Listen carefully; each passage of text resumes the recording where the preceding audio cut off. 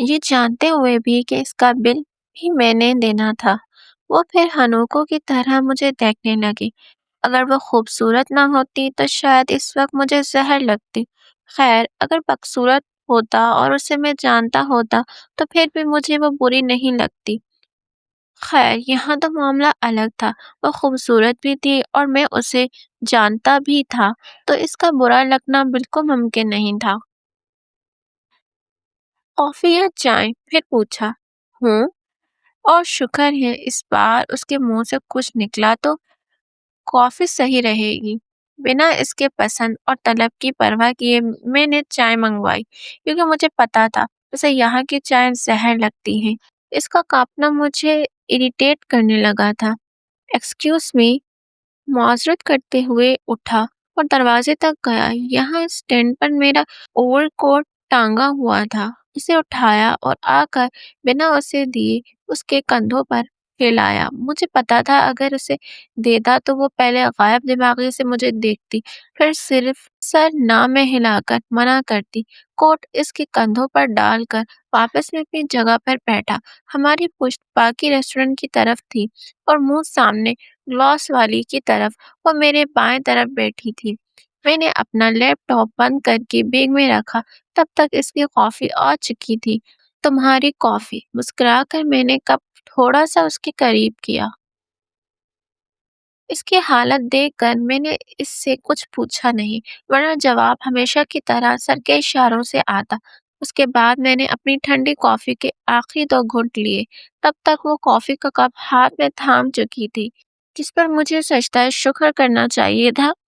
अगर मैं उसे जानता ना होता तो इसकी मदद शायद नहीं फिर भी करता। आखिर को वो लड़की थी। जब तक हमारी कॉफी खत्म होती तब तक इसका ओवरकोट सूख कर वापस आ चुका था। इसका पर्स इसने खुद टिश्यू से खुश किया था। शुक्र है कि पर्स लेदर का था। इसने सिर्फ टिश्यू से साफ किया और मोबाइल हाथ में पकड़ने की वजह से पानी से बच चुका था। खड़े होकर इसने मेरा कोट अपने साइड वाली कुर्सी पर फेंका और अपना कोट पहना, पर्स बाजू में डाला और मोबाइल हाथ में पकड़कर मेरी तवक्का के एन मुताबिक वो बिना शुक्रिया बोले जाने लगी। और इस बार हनूकों की तरह उसे देखने की बारी मेरी थी। फिर किसी एहसास के तहत वो दरवाजे से मुड़कर वापस मेरी तरफ आई। आपका बहुत शुक्रिया। उसने उसी अंदाज में सर झुकाकर शुक्रिया अदा किया, जैसे थोड़ी देर पहले गाड़ियों वालों से माजरत की थी। और मुझे इस वक्त बेहोश होना चाहिए था। उसके मुंह से पहली दफा लफ्ज सुना, और वो भी शुक्रिया का। हैरान होना तो बनता था। कोई बात नहीं, मैंने भी अच्छा होने का पूरा सबूत दिया। इसकी नजर मेरे ओवरकोट पर पड़ी, जो अभी तक उसी कुर्सी पर पड़ा था जिस पर उसने फेंका था। ओह, मैं उसे उठाने वाला था। शर्मिंदा सी मुस्कुराहट के साथ मैंने कुर्सी से कोट उठाया था। मुझे कोट ऐसा नहीं फेंकना चाहिए था। आपको इज्जत से हाथ में देना चाहिए था। I am sorry. वो फिर से सर झुकाकर मौजर पेश की। उसके लिए सर को बार बार झुकाना आसान था शायद। क, कोई बात नहीं। मैं भी शायद वहीं रखता। मैं खामखा ही में शर्मिंदा हो रहा था, हालांकि गलती उसकी थी। वो चंद मिनट फिर से मेरे कोट को देखती रही। फिर जैसे कुछ याद आने पर हाथ अपने ओवरकोट के पॉकेट में डालकर कुछ ढूंढना चाहा। मिलने पर ना मिला तो पर्स खोलकर देखा और चंद मिनट बाद कुछ नोट निकाल कर मेज पर रखे। अरे, वो कॉफी मेरी तरफ से थी, पैसे देने की जरूरत नहीं। पैसे ऐसे वापस करते हुए मैंने तेजी से कहा। उसकी गजाली आंखें एक बार फिर मेरी तरफ उठी और फिर रेस्टोरेंट के गिलास वॉल पर जम गई। न्यूयॉर्क बहुत महंगा शहर है। यहाँ किसी भी एरे गैरे को फ्री में कॉफी पिलाना बेवकूफ़ी है। इसका एक हाथ कोट की पॉकेट में था और दूसरे हाथ में बैग था। इसका कोट माइकल कोर्स का था और हर्म्स का इसका कैली बैग इस बात की गवाह थे कि वो बहुत अमीर हो चुकी है। मैं उसे बेसाख्ता देखता गया जब उसने मुड़कर मुझे देखा। आइंदा ख्याल रखना। इसका लहजा बेतासुर सा था। मैंने हड़बड़ाकर इस बात में सर हिलाया। हार्बर अपनी जिंदगी तबाह कर रहे हो। क्या? इसके बाद मुझे समझ नहीं आई थी और जब तक मैं पूछता वो चली गई थी। मैं किस कंपनी में काम करता हूँ उसे कैसे पता? यही मेरे दिमाग में चलने लगा। मुझे समझ नहीं आ रहा था उसकी बातों पर मेरा मूड खराब हुआ है या नहीं, क्योंकि मैं अपना मूड जानने से अनजान था। थक कर गिरने वाले अंदाज में कुर्सी पर बैठा, बालों में हाथ फेरकर खुद को रिलैक्स किया और अपना सामान उठाने लगा। जब मेज पर मैंने अपना कार्ड देखा, तो उसने मेरा कार्ड देखा। किस कदर तेज नजर थी उसकी। उसे तो एरिया 51 में होना चाहिए, हंसकर खुद से कहा और हंसते हुए अपना सामान उठाने लगा। उसके दिए हुए पैसे मैंने जेब में रखे और अपने वॉलेट से क्रेडिट कार्ड निकाल कर काउंटर पर बिल अदा किया। ये हमारी आखिरी मुलाकात नहीं थी। उस दिन से ठीक 1 हफ्ता और 4 दिन बाद मेरी उससे मुलाकात हमारे ब्रांच ऑफिस की बिल्डिंग में हुई। हमेशा की तरह मेरे बॉस ने मुझे कुछ फाइल्स इस ब्रांच बिल्डिंग में पहुंचाने का काम दिया था। जब मैं वहां पहुंचा तो लंच टाइम था। फाइल्स तो मैंने फिर भी पहुंचा दी थी, मगर उस वक्त वापस जाकर अपनी बॉस की मनहूस शक्ल देखना मैं अफोर्ड नहीं कर सकता, तो इसलिए वहीं लंच करने का सोचा। लिफ्ट के सामने खड़ा मैं इंतजार करने लगा और वहीं वो भी आ गई थी। हमेशा की तरह ब्रांडेड कपड़ों में मलबूस थी। उसके घने भूरे बाल लंबे थे या छोटे, मैं अंदाजा नहीं लगा सका, क्योंकि वो नीचे से थोड़े से कर्ल किए गए थे, जिसकी वजह से वो कंधों को छू रहे थे। भूरे रंग का ओवरकोट इस बार कंधों पर पड़ा था। इस दफा उसने हर्म्स का बिर्किन बैग दोनों हाथों में पकड़े टांगों से लगाए रखे नीचे देख रही थी। स्याह गोगल्स को सर पर टिकाए हुए थे और पाँव में क्रिस्टियन लोबर्टिन की सख्त तलों वाली हील्स पहनी थी। मैंने अपनी जिंदगी में पहली बार किसी लड़की को इस कदर फुर्सत से देखा था। इसका सिर्फ आज का पहनावा ही मेरे 2 माह की तनख्वाह के बराबर था।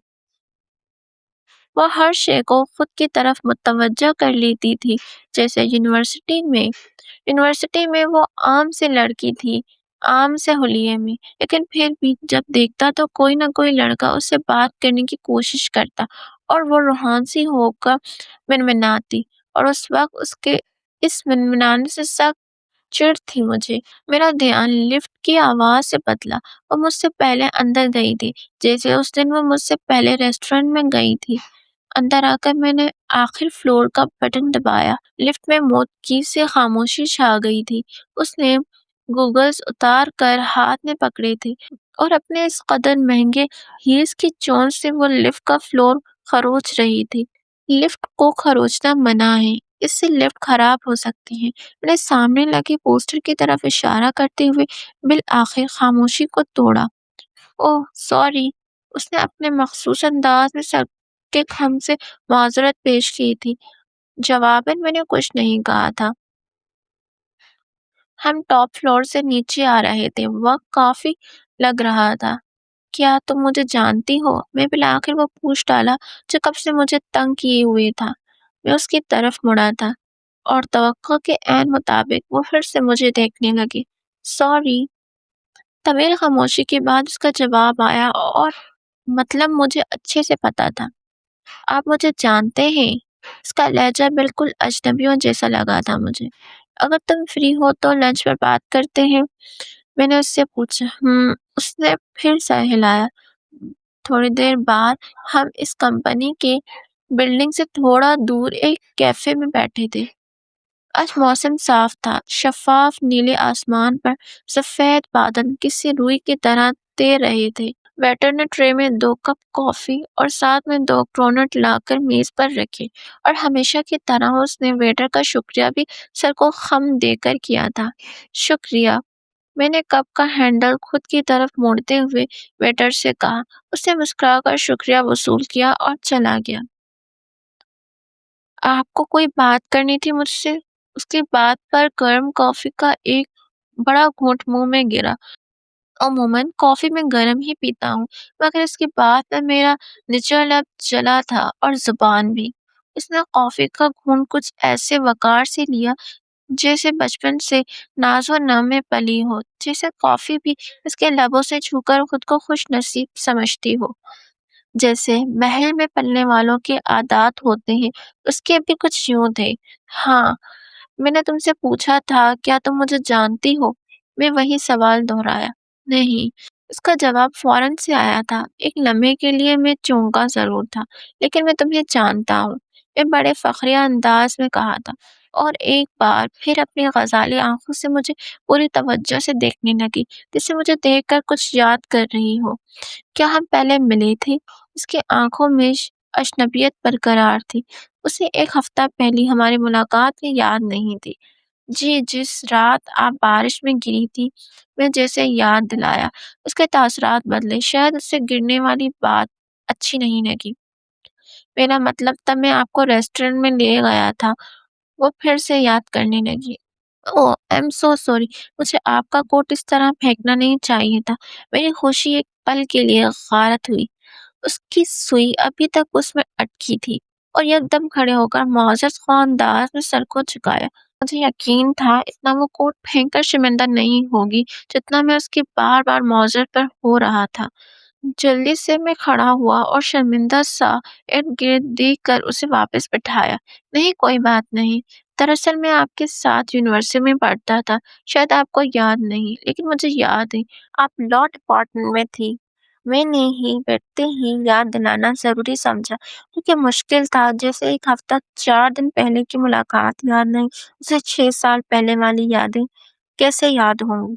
थोड़ी देर बाद मैंने उसकी आँखों में अजनबियत कम होते देखा। उसके होंठ मुस्कुराहट में खिले और मैंने बेसाख्ता शुक्रिया अदा किया। जी, मुझे याद आ गया, लेकिन मुझे आपका नाम अब भी याद नहीं। उसने मुस्कुराते हुए मेरा हस्तक कड़वा किया। ज़ाहिर है कैसे याद होगा, इतना अरसा हो गया है। बाय द वे, मेरा नाम गाज़ी है।